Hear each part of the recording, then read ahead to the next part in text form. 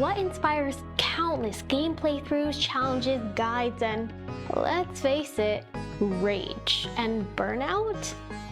Perfection. Many players attempt to accomplish this remarkable feat, but I have never longed to be one of them. I had zero interest in reaching 100% completion. As someone who struggled with perfectionist tendencies for, well, almost as long as I can remember, I didn't want perfectionism to ruin a hobby that helped me unwind and relax.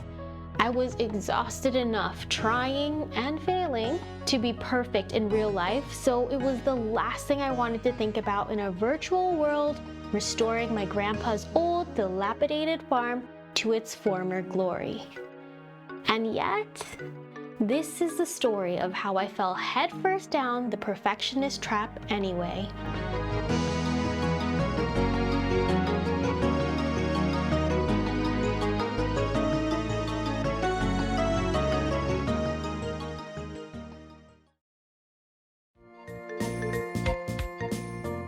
Fields of Mistria is a nostalgic farming life sim RPG inspired by Harvest Moon and Stardew Valley, with a touch of magical lore and Sailor Moon aesthetics.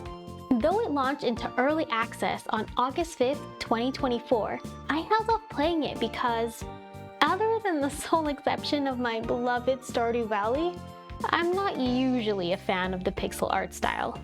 I mostly enjoy playing cozy games that look like they were created in this decade, but the glowing reviews of Fields of Mistria intrigued me. After I took the plunge and bought the game on Steam, I finally understood what the hype was all about. I sunk dozens of hours into planting crops, breeding animals, and befriending villagers and their pets in Mistria over the next few weeks.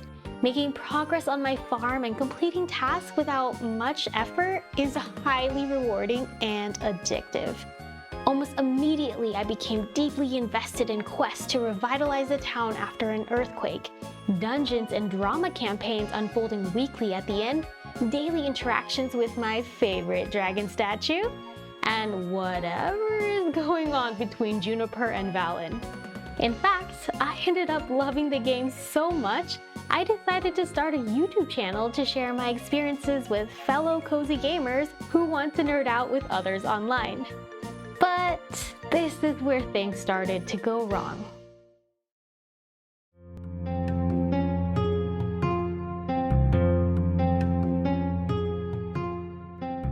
My particular brand of perfectionism stems from what I now know is a fawn trauma response. Unlike freeze, flight, or fight, march. This coping mechanism involves being hyper-tuned to others' emotions, abandoning your own needs, and excessively people-pleasing. Why? In order to avoid conflict, disapproval, and, most of all, rejection.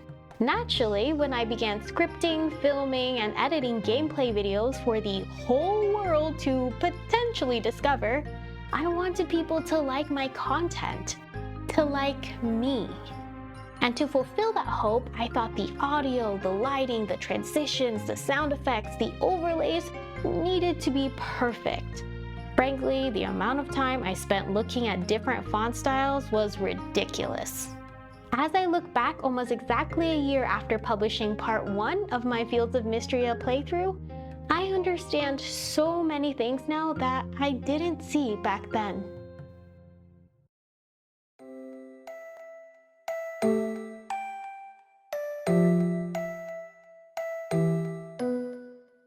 My first obstacle was learning that aiming for perfection often leads to doing nothing.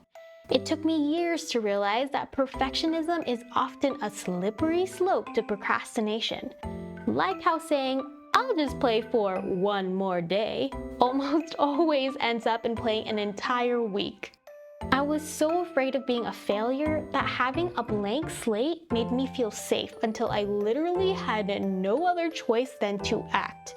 At least no mistakes had been made yet, right? When I started making YouTube videos, the entire process was stunted by my need for perfection. or at least as close to it as possible considering my limited technical, strategic, and creative skills. I put off posting content and justified the delays by telling myself it needed just a little bit more polish before it was ready. But that's not where the paralysis ended. I waited until 80 hours into my second playthrough of Fields of Mistria to begin decorating my house, even though I already upgraded it 4 times, spending 95,000 tesserae and cutting down dozens of trees to do so. Don't worry, trees grow back the next day in the magical kingdom of Aldaria. It was winter of my second year in-game, and I was still living with the default furniture Adeline Island showed me over 200 days earlier. After watching so many farm and island tours on YouTube, I feared any design I came up with would look silly next to the highly curated, incredibly detailed, and almost unfairly aesthetic ones I had seen online. Before I was able to talk myself into finally pressing publish and opening storage chests full of furniture I had been saving for months, I had to accept that generally, perfection is subjective, not objective. I admit that donating 100% of items to the museum is pretty cut and dry. What's beautiful to others might be cluttered and incohesive and overstimulating to me, and what's beautiful to me might be boring and basic and incomplete to others.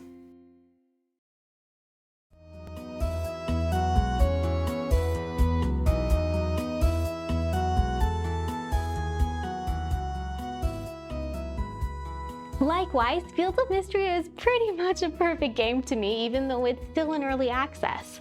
From the superior gameplay mechanics and nostalgic music, to the engaging dialogues and charming characters, with seasonal outfits. I mean, come on! NPC Studios has created something outstanding among the plethora of cozy games developed since the boom of Stardew Valley and Animal Crossing New Horizons. I could go on and on about how much I love reading the sweet conversations between villagers, getting free stamina daily in different areas of the map, and using Hayden's daycare service to take care of animals without losing affection or paying a single tesserae. Not having to worry about the star quality of my crops has preserved my sanity. And don't even get me started on how many times I left random items on the ground because I ran out of bag space and found them again a week later. The ability to save the game whenever I want instead of needing to go to sleep, the fact that it's impossible to accidentally pass out after using a tool one too many times, the freedom to take as long as I want to complete requests because they never expire, amazing. And we can jump, swim, and dive too? There's really not much I would change about Fields of Mistria. Though, if someone from NPC Studios sees this, could you please add names to the NPC icons on the map and maybe implement cloud storage so we can access everything by opening one chest? For now, voice acting will just be my far-fetched dream. Fields of Mistria has an overwhelmingly positive rating on Steam, but I'm aware that there are some players who think all these quality of life features make the game too easy, and that there should be more negative consequences. Personally, I love the magic watering can that's never empty, but if you want to run to the well to refill yours, I won't stop you. They may say that fishing and combat need to be more complex, while others critique the game for not being different enough from Stardew Valley. However, the uncomfortable truth is that it is absolutely impossible for a game or a person to be everything to everyone. That is a very hard pill to swallow for a recovering people pleaser and perfectionist like myself. No matter what I do, no matter how much I try, there will always be someone who doesn't like me or what I create? What do you mean? But the more I grapple with that unchangeable fact of life, the more I see the hidden gift in those words: freedom.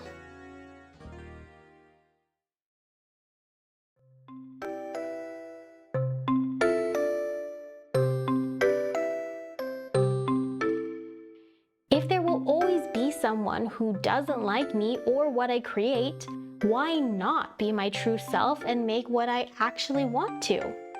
I won't lie and say it's not gratifying to receive a lot of views and likes on a video. It is great to have my work recognized by Baron Viscar and Baroness Lynette in the Capitol, even though I've never met them. But success almost feels unjustified if it's caused by a piece of content I'm not particularly proud of. I end up wondering why it performed better than a video I spent even more time and energy editing and poured more of myself into. But like any game developer, or literally any person ever, I will never be able to control how my work is received, so I might as well create something I personally enjoy, because whatever happens with metrics and analytics, at least I can be proud of myself at the end of the day. No one can take that away from me unless I give them permission. This year, I'm determined to show up more fully online by creating thoughtful, heartfelt videos inspired by cozy games, instead of trying to appeal to anyone and everyone who plays farm life sims by publishing generic gaming content. Does that make my intended audience smaller and therefore lower the chances of my videos blowing up? Probably. But I hope that means the viewers who stay are like-minded individuals craving genuine connection with others who share similar interests and perspectives. A community of kindred spirits. And as for how I decided to make that pivot with my channel, well, that's a story for another time.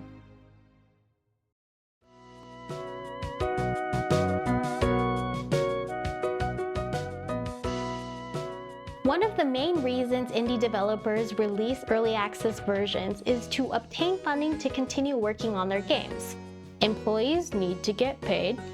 But as a perfectionist in recovery, I think it's incredibly brave to reveal something that's not the final product with the world and ask for feedback. It's one thing to share a rough draft with someone you trust, but to put yourself out there knowing people will criticize something you're not even done with? Absolutely terrifying. Even so, watching NPC studios foster a loyal fan base before having a single complete game under their belt taught me another valuable lesson. Perfection is not a prerequisite to success. 30 weeks into my Let's Play Fields of Mistria series, I eventually convinced myself to begin decorating my house room by room. I decided to live stream this design process and invite viewers to share ideas and suggestions, because I'm chronically indecisive and definitely not an expert. Though it was chaotic and messy at times, I am not exaggerating when I say I had over 20 completely full chests on my farm that needed to be organized. I ended up creating some fun designs I'm proud of, like a cozy bookshop cafe and a majestic amethyst sky guest room fit for Queen Maple. Still, the best part by far was being able to chat with other gamers and connect over our love of farming sims in real time.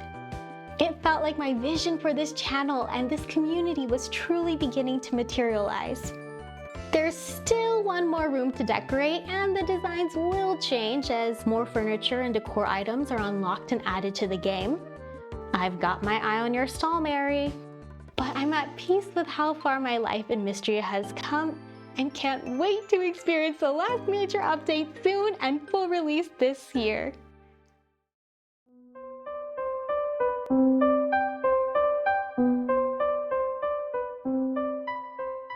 It's crucial to note that even though I intellectually understand these lessons about perfectionism, actually putting them into practice is a daily battle. One that's even harder than making it to bed before 2 a.m. so I don't pass out and lose stamina the next day. It makes total sense that done is better than perfect.